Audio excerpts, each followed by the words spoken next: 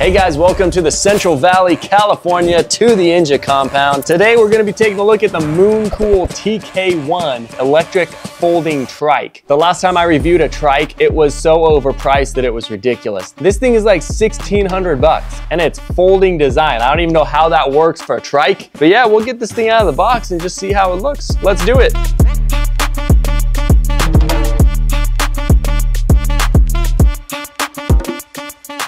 All right, so first things first, this thing is definitely not light. It's probably a solid, I don't know, 80 something pounds, I would think. Somewhere in that realm. Yeah, maybe a little heavier than that. Anyway, we'll see why it's so heavy in just a second. Wow, they sent me a mint colored one. How about that?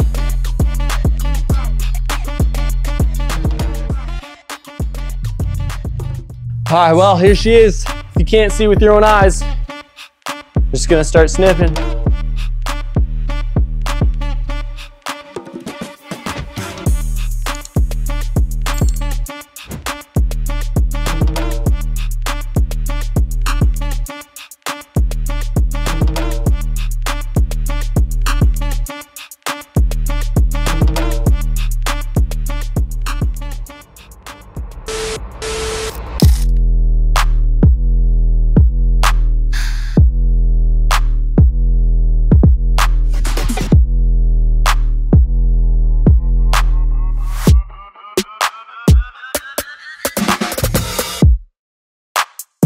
All right, ladies and gentlemen, here's the Mooncool TK1. And here's their website, and here it is on their website. Quick spec review for you, 16 mile/hour top speed, 750 watt hub motor, 48 volt, 14.5 amp hour battery pack.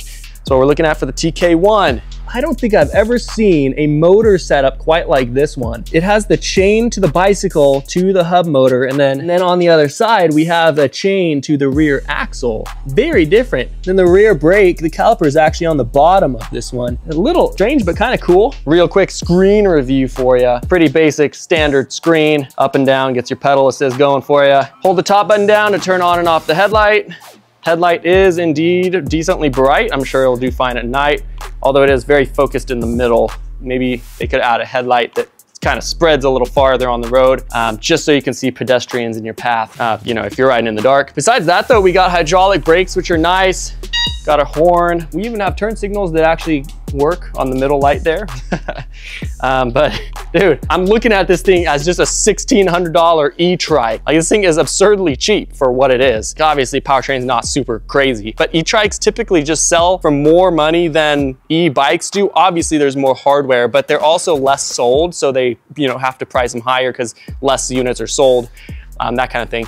So $1,600 for an e-trike, that is not a bad deal, in my opinion. Obviously, I've never ridden this yet. I'm just going into it with my assumptions.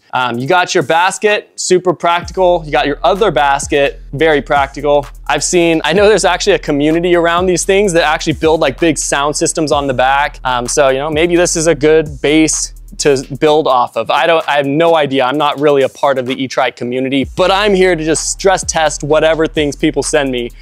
So today we got the TK1. So speaking of stress tests, we're gonna get a top speed real quick, and then I'm gonna go on a full range test and get you guys that top speed spec. 16 miles per hour is what they say. I'm sure it's limited to 16 miles per hour just because you can flip these things pretty easily. But I'm also gonna get you the range spec, you know, just full throttle as far as it'll go. No pedaling at all, obviously. But yeah, that's pretty much it. Let's get to testing the Mooncool TK1. Welcome back. I charged up the Mooncool overnight, so we are currently on a very full charge. 0 miles on the odometer. So let's get to this first ride. Yeah, you know, I'm gonna drop the seat a little bit just for the center of gravity's sake. I am not used to e-trikes, dude. I keep hitting the wheels with my feet. All right, pedal assist all the way up. Let's freaking do it. These things are so much different than a bike. Does this have rear suspension at all? Nope, it's a hardtail. All right, it's a hardtail. Just got front suspension. And it should be a 16 mile per hour top speed. 14. Definitely a different experience than a bike, that's for sure. Not bad, just very different. I'm not used to it right now.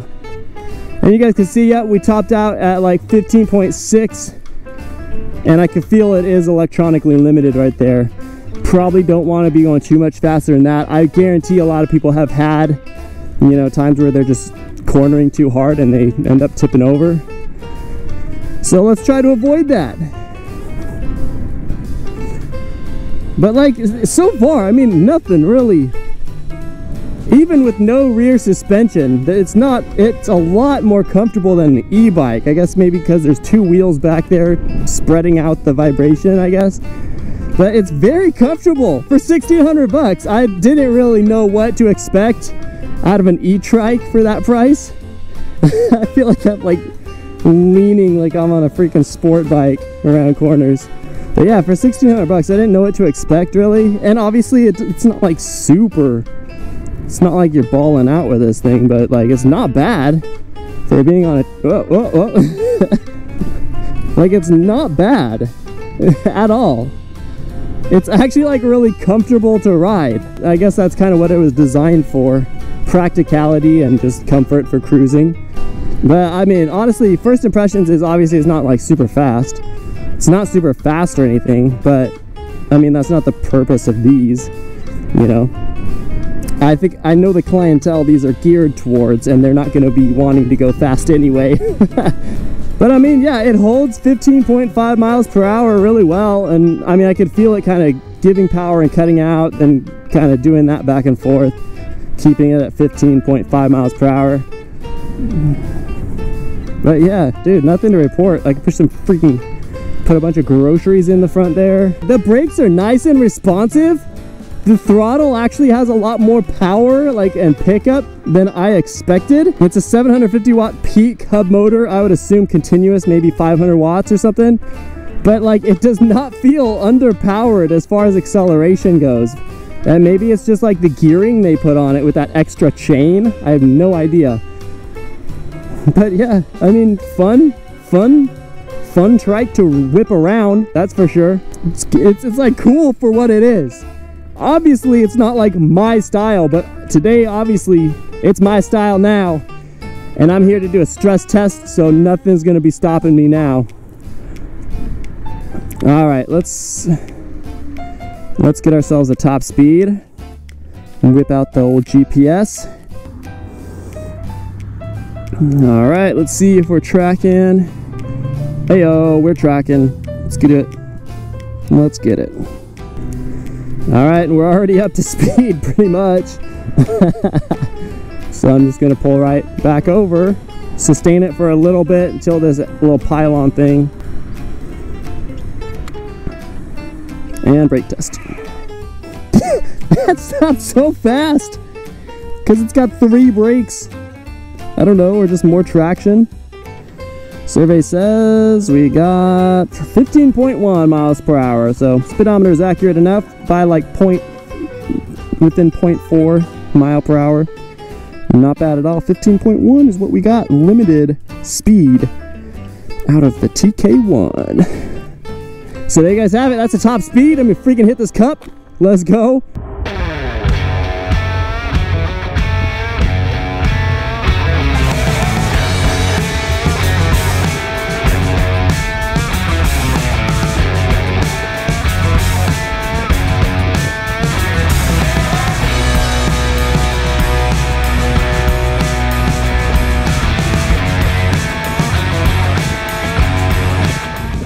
Well, I just spent 2.5 hours last night draining the battery fully on this thing. The speed is capped at 16 miles per hour, so it took longer than usual.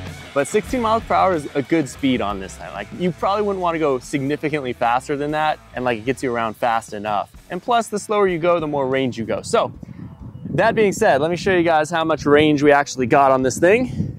After roughly 2.5 hours, we got 31 miles out of one full charge. Although I will say, in comparison to other cheap option e-bikes and stuff, it actually was less uncomfortable than the other cheap e-bikes. It wasn't that bad riding it around. The seat is actually really not that bad.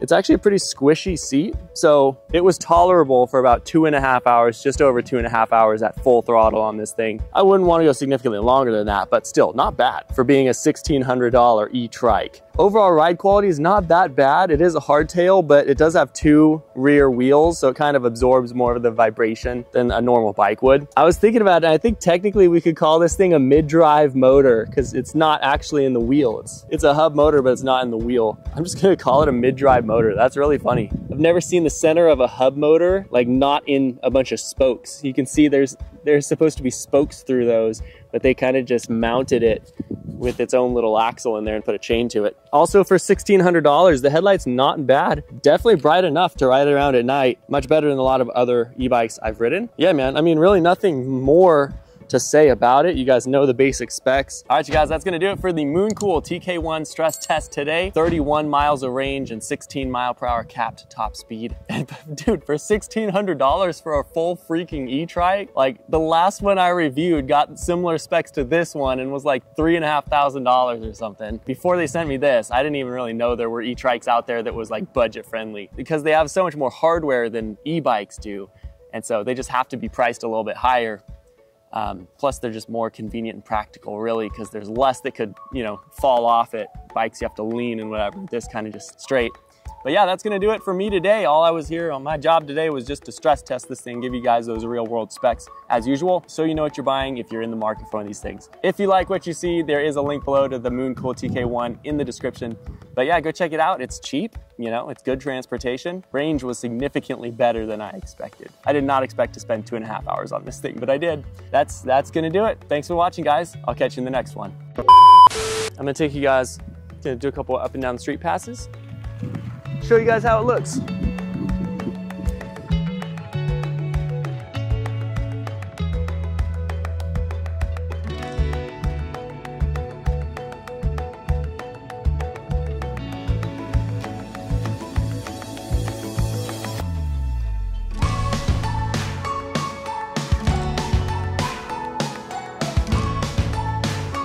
Yeah, this is a top speed right here, 16-ish miles per hour.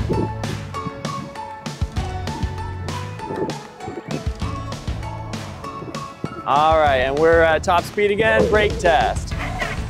So on these, I'm barely, it's pretty easy to flip these over.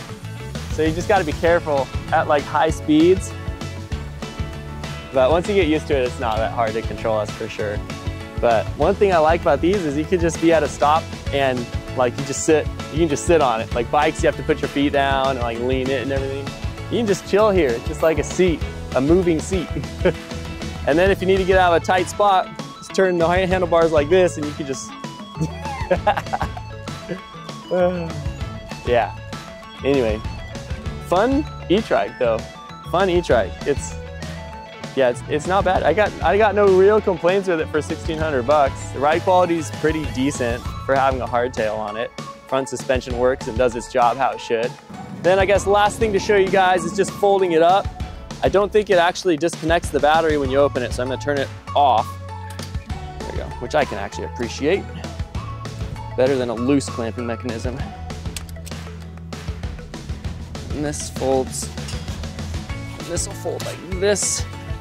So yeah, I mean, I guess that saves a little bit of room. Like if you're putting it in the back of a truck or something, it would save a little bit of room. It's not like a bike where it actually folds in half and takes half of the size out of it. Then yeah, when you get to the beach, just fold it back like this, clamp it closed, up with the handlebars, clamp it closed. And you got yourself an e-trike, hit those dunes on.